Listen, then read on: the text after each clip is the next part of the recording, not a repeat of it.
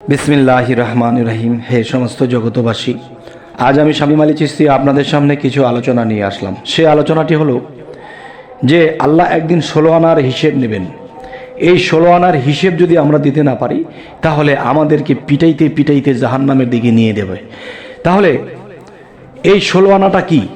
এই 16 আনাটা কোনো ভাগ আছে, বা এই 16 আনার কোনো আলাদা কোনো আলোচনা আছে, বা এই 16 আনা কি আলাদা আলাদা কোনো বিষয়? অবশ্যই আমাদের তা জানা দরকার। কিন্তু এক ধরনের স্তরের লোক তারা জেনে নিচ্ছে যে 16 আনা যেখানে বসতেছে সেখানেই কি স্তক? না, এই 16 আনা বহু জায়গাতে আছে। সেই 16 আনার হিসেব নিয়ে আজ আপনাদের সামনে আলোচনাটি করব। অবশ্যই সম্পূর্ণ আলোচনাটি শুনবেন। এই 16 আনা বিষয়টা হলো কয়েকটি স্তরে, কয়েকটি ভাগে। যেমন প্রথমভাবে যারা বুঝতে চায়, যারা যেখানে সবসময় বুঝে আসছে, সেখানে আমি বলে আগে শেষ করব। সেটি হলো যে 16 আনা যে বিষয়টি, এটি অতি সাধারণ এবং সকল স্তরের লোকে এটা বুঝতেছে যে যেই যৌবনী পানিটা আল্লাহ আমাদেরকে 16 আনা পানি দিয়েছে। দেখেন, পানি বলতেই যে সেই 16 আনা সেই যৌবনী পানিটা হবে সেটাই তো নয়, কারণ পানির সাথে জ্ঞানের তুলনা করা হয়েছে। তাহলে পানির সাথে যদি জ্ঞানের তুলনা করা হয়ে থাকে তাহলে আমাদের বুঝতে হবে যে জ্ঞান বিষয়ক বিষয়টাও আছে। তবে এতটুকু সেরে নেই যে 16 আনা, যেমন একটা জিনিস, একটা বাচ্চা যখন ছোট থেকে আস্তে আস্তে বড় হয় তখন তার মধ্যে কিন্তু যৌবনী পানির প্রকাশ নেই। যখন তার যৌবন এসেছে তখন তার নদ নদী, দেহের মধ্যেগুলো, সেই নদ নদীগুলো খুলেছে। যেমন একটি কিডনি থেকে খুলেছে যে প্রস্রাব ছাকে, রক্ত ছাকে, হ্যাঁ, বীর্য ছাকে। আরেকটি হলো আপনার যে শরীরের যে ভিটামিন, যে ক্যালসিয়াম, এটা রাখতেছে, রক্ত ছেঁকে রাখতেছে, পানি ছেঁকে দিচ্ছে, আরেক রাস্তা দিয়ে বাথরুম চলে যাচ্ছে। তো এর মধ্যে প্রস্রাব এবং বাথরুমের যে রাস্তাটা আছে এটি খোলা থাকে, কিন্তু যৌবনী পানি প্রার্পণ করবে সেই রাস্তা বন্ধ থাকে। যখন যৌবন আসে তখন আস্তে আস্তে সেই নদীর বাঁধন খুলে যায়, তখন সেই মানুষটা সাবালক হয় এবং তার মধ্যে সেই যৌবনী উৎফুল্লতা কাজ করে। আচ্ছা, সেই যৌবনী পানির দরজা যখন খুলে যায় তখন কি হয়? সেই ছেলেটি দিন দিন জ্ঞানী হতে থাকে, সেই ছেলেটি দিন দিন তার জ্ঞান বিবেক বুদ্ধি হতে থাকে, সে ভালো মন্দ বুঝতে শিখে। একটা শিশুর কিন্তু সে ভালো মন্দ বোঝার জ্ঞান থাকে না। চকলেট দিলেই সে খুশি, 10 টাকা দিলে সে খুশি, 10,000 টাকা দেবেন সে নেবে না, 10 টাকায় সে খুশি হয়। তাহলে বোঝা গেল তার জ্ঞানটা এইখানেই স্টপ। আর যখন যৌবনী পানির রাস্তা খুলে যাবে, দিন দিন সে বড় হবে, তখন সেই যৌবনী পানি গড়াতে থাকবে। সেই যৌবনের ধারণায় অনেক ভুল করে বসে, অনেক খারাপ কিছু করে বসে, কিন্তু দেখা যায় একটা সময়ে বিবেক তাকে ছাড়ছে না। হায় কি করলাম, হায় কি করলাম, আল্লাহ যে আমাদের মধ্যে এই যৌবনী পানি দিয়েছে, এই পানি তো আমরা নষ্ট করে ফেলছি।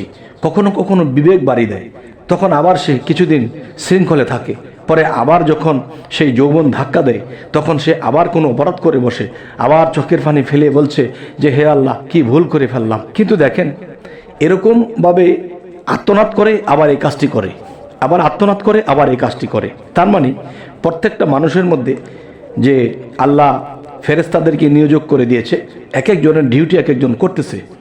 তো এখন যে মানুষের মধ্যে কাম ক্রোধ যে জিনিসটি জাগায়, সেই জিনিসটিও মানুষের মধ্যে জাগিয়ে দেওয়া হয়।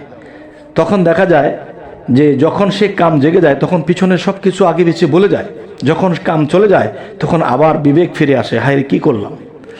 আচ্ছা, তো এই আতঙ্কে যৌবনপ্রাপ্ত যারা, তাদের এই জীবনটা এরকম কাটে, তো ভিতরে ভিতরে ফাটে। কিন্তু কি করার, এখানে যেটা করার সেটা হলো যতটুকু নিজেকে সংযত রাখা যায়, যতটুকু খাবার খাদ্য বেছে বেছে খাওয়া যায়, যতটুকু সংযত থাকা যায়। আচ্ছা, তাহলে এই পানিটা ঘুমের গড়েও চলে যায়, স্বপ্নদোষ হয়ে চলে যায়। এই পানিটা বিভিন্ন কুদৃষ্টির কারণেও এই পানিটা চলে যায়, তাহলে এটা তো রাখা যায় না। আচ্ছা, তাহলে একদল মানুষ এখানে ভাবছে যে এই 16 আনার হিসেব কি করে দেব, আমাদের এই পানি তো নষ্ট হচ্ছে, আল্লাহর আইনের বাহিরে নষ্ট হচ্ছে, কিভাবে এই পানির হিসেব দেব? এটাকে একটা 16 আনা ধরা হয়েছে। এবার আসবো, আল্লাহ কিন্তু কোরআনে বলেছে যে আমি তোমাদেরকে 16 আনা দিয়েছিলাম, আমার 16 আনার হিসেব দাও। এখন যেই যৌবনের পানি নষ্ট হয়েছে এটার হিসেব তো আছে, সেটা তো দিতে পারবো না। শেষ পর্যন্ত আল্লাহ যে বলেছে আমাকে 16 আনা হিসেব দাও, তখন সেই 16 আনা কি শুধু এই যৌবনী পানির কথাই বলা হয়েছে, নাকি আরও কিছু আছে? তোমাকে যে আমি 16 আনা জ্ঞান দিয়েছিলাম, এই জ্ঞান দ্বারা তুমি আমার জন্য কি করেছ? তোমার কি পুঁজি জমিয়েছ? তুমি এখন হাসরে উঠেছ, এখন আমার 16 আনার হিসেব দাও। তখন দেখেন যে আল্লাহ যে আমাকে জ্ঞান দিয়েছিল, সাথে বিবেক দিয়েছিল, তখন একটা খারাপ কিছু করতে যাইয়া দেখলাম যে আমার 5 লাখ টাকা হাতে এসে যাবে যদি আমি একজনের ক্ষতিটা করে ফেলি। আমি 10 লক্ষ টাকার কাজ হয়ে যাবে আমি যদি ইমুকের সংসারটাকে পথে বসিয়ে দিই। তাহলে আবার বিবেক আপনার মধ্যে আমার মধ্যে বলেছিল যে না, এমন কাজটা করিস না, তার সংসারটা পথে বসে যাবে, সে কষ্টে তার জীবন ধাবিত হবে, যে তুমি এই অল্প কিছু টাকার জন্য তার জীবনটা নষ্ট করো না। কিন্তু সে 6 রিপুর কথায় সে তার জ্ঞান বিবেকের কথা সে শোনে নাই, না শুনে এই খারাপটা করে ফেলেছে। তখন কিন্তু সে নিজের কাছে নিজেই ফেসে গিয়েছে। তখন আল্লাহ একদিন ডাক দিবে, হে, আমি তো তোমাদিগকে 16 আনা জ্ঞান দান করেছিলাম, তোমরা এই জ্ঞান কোন কাজে লাগিয়েছ? তখন আল্লাহর হিসেবের যখন টান দেবে, তখন দেখবে মানুষকে অত্যাচার করেছি, মানুষকে নির্যাতন করেছি, মানুষের ক্ষতি করেছি, এবং যৌবনপ্রাপ্ত মেয়েদেরকে আমি ক্ষতি করেছি, তাদের যে ইজ্জত নষ্ট করেছি। এসব যখন আল্লাহর খাতার মধ্যে লেখা থাকবে আর আমাকে যখন দেখাতে শুরু করবে, তখন আমি কোথায় যাব? তখন আল্লাহ বলবে, তোমার এই 16 আনা জ্ঞান দিয়েছিলাম, এই 16 আনা জ্ঞান থেকে তুমি খারাপ দিকে এই জ্ঞানকে কাজে লাগিয়েছিলে, আজ তুমি জাহান্নামে নিক্ষিপ্ত হও। তবে হ্যাঁ, আরেকটা বিষয় হলো যে যৌবনী পানির যে 16 আনা বিষয়টা আমরা বুঝে থাকি, এটা একেবারে ফেলে দিতে পারবেন না, সেটি আল্লাহ ক্ষমা করবে। যে যৌবনের তাড়নায় মানুষে অনেক খরচ করে ফেলে, অনেক নিজের প্রতি নিজে ক্ষয়ক্ষতি করে ফেলে, কিন্তু আফসোস করেছে, চোখের পানি ফেলেছে, আল্লাহ ভুল করেছি, কিন্তু এই ভুলের তো ক্ষমা করে আল্লাহ দিবে।